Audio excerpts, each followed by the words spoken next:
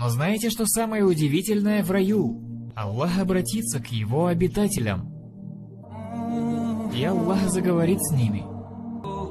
Представьте, достоверный хадис. На самом деле, братья, я хочу, чтобы вы представили это. В раю Аллах Азза ва Джаль обратится к его обитателям, и Аллах скажет им: мои братья и сестры, вы хотите чего-нибудь еще? Чтобы я дал вам чего-то еще? Представьте, Аллах говорит с вами так.